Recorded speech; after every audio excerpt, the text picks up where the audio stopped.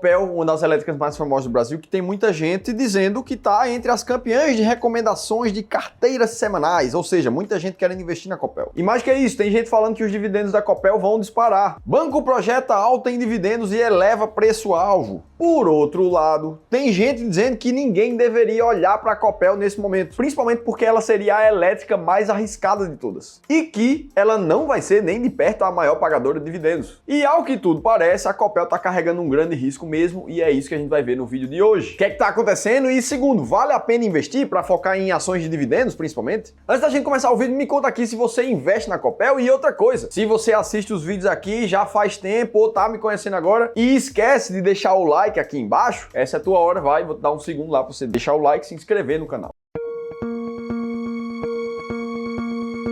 A gente já vai dar uma analisada na Copel e para fazer isso eu vou usar essa planilha aqui, que a gente chama de planilha inteligente de seleção de ações do Clube do Valor. Dentro das várias funcionalidades dessa planilha, a gente consegue comparar ações, principalmente de energia elétrica, que é o caso aqui, cada uma de lado uma da outra. Então eu posso jogar a Copel aqui e comparar com a Alupar, com a TRPL e ver a diferença nos principais múltiplos de cada uma dessas empresas. Você pode ter acesso a essa planilha de forma gratuita para você também fazer as suas análises de ações. Clica no primeiro link da descrição do vídeo, você vai baixar gratuitamente para você. E aí vamos lá dar um overview na Copel para a gente responder se faz sentido investir ou não. Essa empresa que foi fundada ali no estado do Paraná e opera principalmente em linhas de transmissão e de distribuição de energia. São quase 5 milhões de unidades consumidoras e quase 400 municípios espalhados pelo Brasil. Além disso, a Copel tem 54 usinas de energia, de produção de energia, que são próprias dela. Dessas, a maioria são hidrelétricas, 76%, mas tem também eólicas em 14%, um número que vem aumentando, e 10% de termoelétricas pela Copel. Isso é a parte de geração, mas na parte de transmissão, a Copel tem quase 10 mil quilômetros aí de linhas espalhadas pelo Brasil, mostradas principalmente nesse mapa que você consegue ver, tanto a transmissão, quanto a geração, quanto a distribuição da empresa. E um ponto principal aqui é que a Copel foi controlada pelo estado do Paraná, como essa imagem mostra. Inclusive, um dos fatores que deixa muitas empresas baratas por ter o dedo do estado ali junto. E aí, se a gente olhar para as ações da Copel em 2023, a gente vê uma alta de 11% mais ou menos, sendo que de 12 meses para cá foram mais de 34%, e com o reinvestimento dos proventos, essa alta vira 37,5%. Uma alta considerável. E se a gente for olhar para os resultados recentes da empresa, a gente vê uma reversão de prejuízo, como mostra essa notícia, onde a Copel saiu de um prejuízo para um lucro. E aí, se a gente for olhar no site da empresa as apresentações do resultado do segundo trimestre de 23, a gente vê uma geração de caixa operacional ficando mais ou menos no 0 a 0 na comparação anual, um reajuste nas tarifas da Copel subindo quase 10,5%, o que vai aumentar diretamente a receita da empresa. E como resultados financeiros principais, apesar da Copel ter saído de um prejuízo no segundo semestre de 2022 para um lucro agora, comparando trimestre a trimestre com o ano passado, esse lucro caiu. E a mesma coisa comparando semestre com semestre. Enquanto que a geração de caixa da empresa ficou praticamente no 0 a 0, uma leve queda ali de 2,1. E aí, se a gente for ver o principal causador dessa perda de receita da empresa, a gente vê que da geração de caixa e EBITDA gerado pela empresa, 28% dessa queda veio do serviço de geração e transmissão de energia elétrica, consumindo 28% disso. Enquanto que no serviço de distribuição, por exemplo, esse EBITDA foi positivo. O que pode ser reduzido, só que essa redução de receita pode melhorar uma vez que os próximos investimentos que a empresa vai fazer tendem a ser menores para 2023 no serviço de geração e transmissão. Ou seja, menos investimento pesado, vai sobrar um pouco mais ali da geração de caixa. E aí pode ser que muita gente pergunte: Felipe, mas a Copel foi privatizada, isso não é bom para a empresa?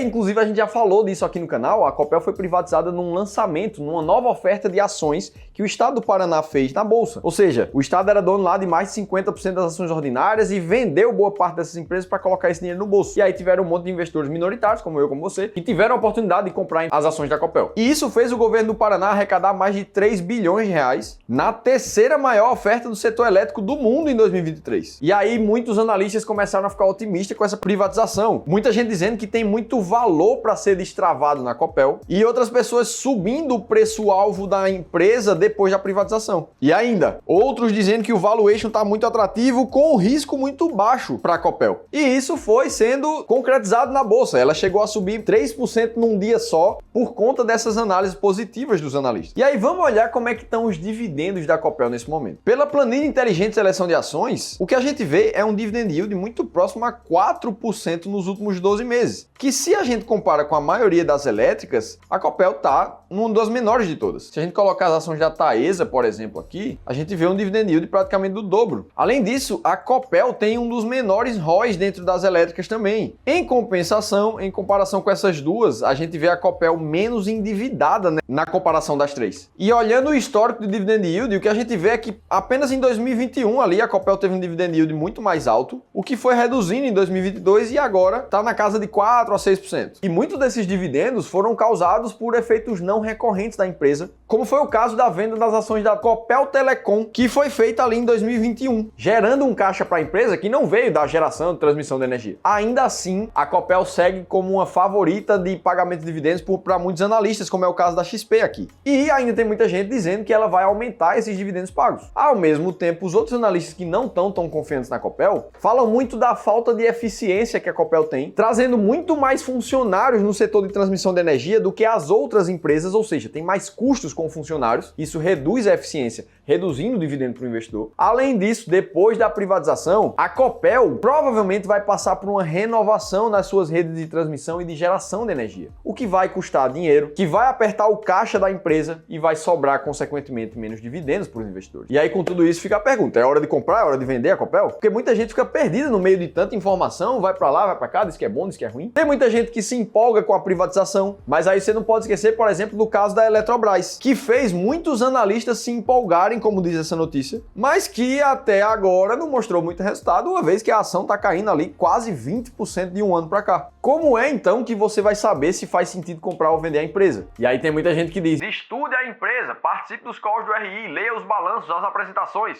E a gente abriu as apresentações dos resultados aqui da Copel, inclusive nesse vídeo. Aí você chega aqui nos principais destaques da empresa: geração de caixa operacional de 1,5 bilhões, eficiência EBITDA, reajuste tarifário da Copel, vários gráficos de lucro, de EBITDA. Mas sendo bem sincero, será que investir no teu tempo como investidor, que provavelmente você é um cara que não trabalha com o mercado financeiro, será que é aqui nesses relatórios que você vai encontrar realmente a sua resposta concreta para isso? Ou mais, será que é visitando ali as linhas de transmissão da Copel, a fábrica da Copel, seja lá o que for, ou de qualquer outra empresa? Será que isso vai te dar insumo suficiente para você decidir se faz sentido comprar ou vender a empresa? Até porque uma coisa que eu percebo é que esses relatórios de apresentação, quem escreve é a própria companhia. Então é lógico que ele vai tentar mostrar a parte mais bonita, criar a narrativa do que ele acredita. E isso é super legítimo, isso é ótimo, porque afinal de contas as empresas geram resultado mesmo. Só que fica a pergunta, como é que você vai saber se essa é a melhor empresa dentro das 400 e tantas empresas que tem na bolsa, principalmente se você foca em dividendos? Para descobrir isso de verdade e sem viés de narrativa nenhuma, e principalmente sem cair em diquinha de outros grandes investidores ou de youtubers, até as minhas diquinhas por aqui, você precisa de uma estratégia sistemática e clara. Não tem como. Se você foca em ações de dividendos ou ações baratas, seja lá o que for, você precisa de critérios, claro. E por isso que aqui no Clube do Valor, eu criei junto com o time de gestão a estratégia máquina de dividendos e o Ramiro Gomes Ferreira criou a estratégia das ações mais baratas da bolsa. E aí se a gente olha para o ranking da máquina de dividendos, a gente vê a Copel aqui em 11º lugar, com um dividend yield médio dos últimos 3 anos de quase 10% ao ano. Ou seja, ela está muito perto de estar entre as 10 maiores pagadoras de dividendos da bolsa. E para quem fizer o rebalanceamento dela agora, como ela não saiu da posição 15ª, ela continua na estratégia. Ah, Felipe, mas só esse ranking garante resultado para as pessoas?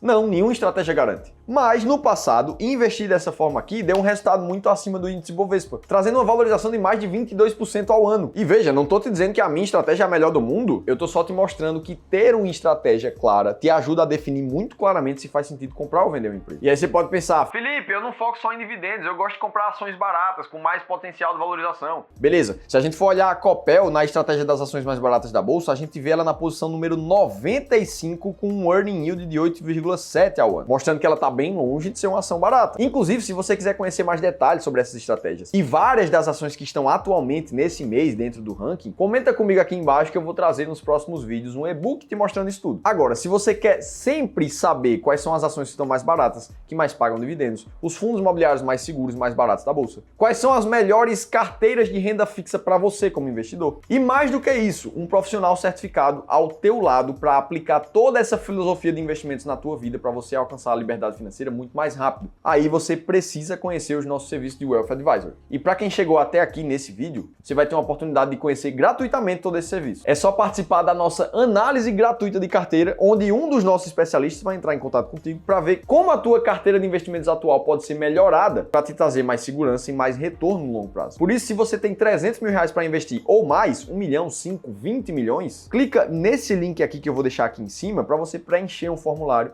e algum dos especialistas da nossa equipe vai entrar em contato contigo. São poucas vagas, então preenche rápido. Agora, se você quer continuar aprendendo aqui no YouTube, assiste esse vídeo aqui que eu te alertei o porquê que os dividendos dos fundos imobiliários vão despencar nos próximos meses. E se teve pelo menos uma informação aqui que fez sentido para você, deixa o like aqui no canal, se inscreve que eu vou estar te esperando no próximo vídeo.